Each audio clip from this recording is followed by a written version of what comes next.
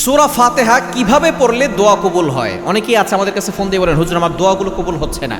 আপনি সূরা ফাতিহা, এই সূরাটা কিন্তু সকলেই আমরা জানি, কোনো মুসলমান নাই যে সূরা ফাতিহা পড়তে পারে না। সূরা ফাতিহা কিভাবে পড়লে আপনার দোয়া কবুল হবে? কেননা এই সূরা ফাতিহার অনেকগুলো নাম রয়েছে। একটা নাম হচ্ছে উম্মুল কোরআন, কোরআনের সারাংশ হচ্ছে সূরাতুল ফাতিহা। একটা নাম হচ্ছে সূরাতুশ শিফা, এই সূরার ভিতরে আল্লাহ তাআলা শিফা দিয়েছেন। আপনি যদি অসুস্থ হন, আপনি 7 বার সূরা ফাতিহা পড়ে পানিতে ফু দিয়ে খাবেন, আল্লাহ তাআলা আপনাকে সুস্থতার নিয়ামত দান করবেন।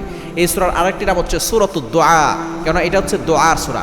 আপনি কিভাবে সূরা ফাতিহা পড়লে আপনি সাথে সাথে আল্লাহর কাছ থেকে দোয়া করলে দোয়া কবুল হয়ে যাবে।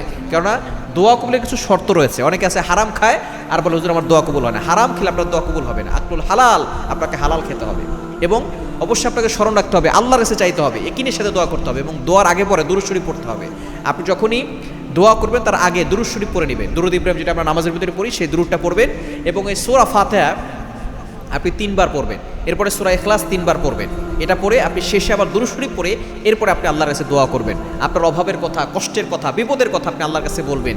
অবশ্যই ওযু করে দোয়া করতে হয় এবং দোয়া করার সময় আদবের সাথে দোয়া করতে হয়। দোয়ার সময় তাড়াহুড়া করবেন না।